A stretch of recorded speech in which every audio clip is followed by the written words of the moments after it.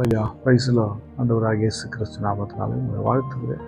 கர்த்தர் உங்களை ஆசீர்வதிப்பார். இன்றைய நாள் மெய்ப்பனின் சத்தம் யாத்திராகமத்தின் புஸ்தகம் 22ஆம் அதிகாரம் 25ஆம் வசனம். உங்களுக்குள் சிறுமைப்பட்டிருக்கிற என் ஜனங்களில் ஒருவனுக்கு நீங்கள் பணம் கணாக கொடுத்திருந்தால் வட்டி வாங்குகிறவர்கள் போல அவனிடத்தில் வட்டி வாங்க வேண்டாம். உங்ககிட்ட யாராவது வட்டிக்கு வாங்கியிருப்பாங்க. அப்படி வட்டிக்கு வாங்கியிருந்தா நீங்கள் அந்த வட்டி என்ன பண்ணாதீங்க. சாரி, உங்ககிட்ட கடன் வாங்கியிருப்பாங்க. கடன் வாங்கிட்டு அவங்க எப்போ கொடுக்குறாங்களோ அப்போ வாங்கிக்கலாம்.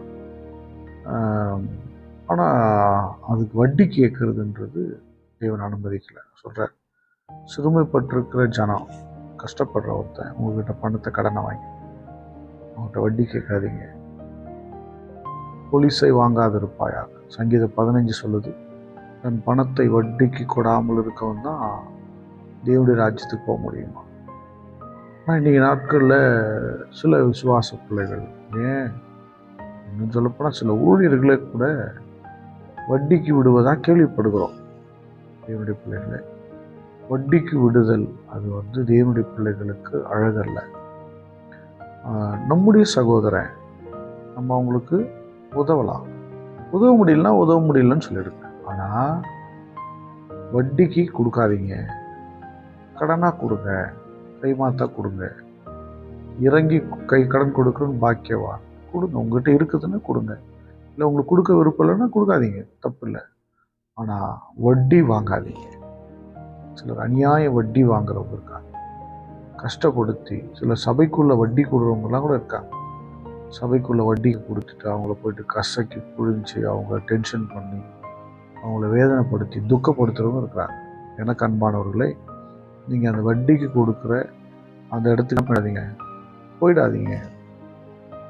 அது நல்லது அல்ல. அது நல்லது அல்ல. இது வேதம் சொல்லுது. அதனால் நீங்களும் வட்டிக்கு வாங்காதீங்க. வட்டிக்கு கொடுக்காதீங்க, வட்டிக்கு வாங்காதீங்க. ஏன்னா அது சமாதானமாக இருக்கும். அதனால் உங்கள் வாழ்க்கையை நீங்கள் பத்திரமாக பார்த்துக்கொள்ளுங்க. அதனால் ஏன் வட்டி கொடுக்கும்போது அவன் சந்தோஷமாக கொடுக்க மாட்டான்.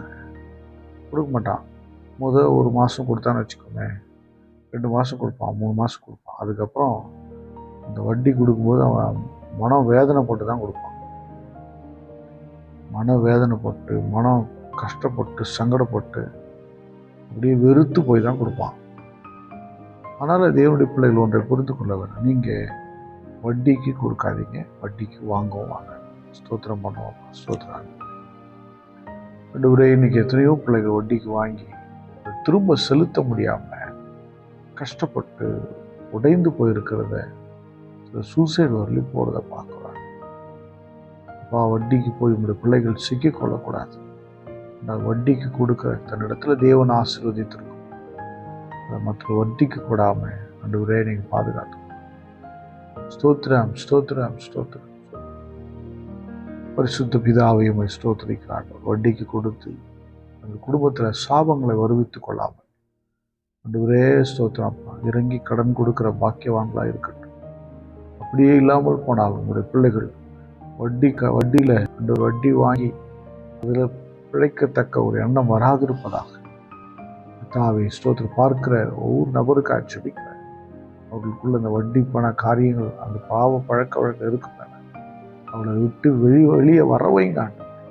அவங்க இருதயம் அதன் மேல் இருக்கிற ஆசை ஆண்டவரே நீங்கும்படி செய்யும்.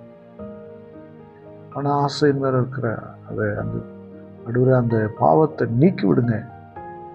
ஆண்டவரே ஸ்தோத்திரப்பா, உண்மையான இருதயத்தை கொடுங்க.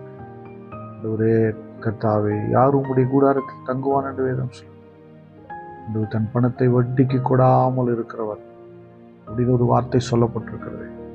அப்படியாக தன் பணத்தை வட்டிக்கு கொடாமல் தங்களுடைய ஜீவிதத்தை நல்லபடியாக மற்றவர்களுக்கு உதவி செய்யத்தக்க, கழிக்கத்தக்கதாக கர்த்தர் கிருபை செய்யும். இயேசுவின் நாமத்தால் பிதாவே, ஆமென். God bless you. Bye bye.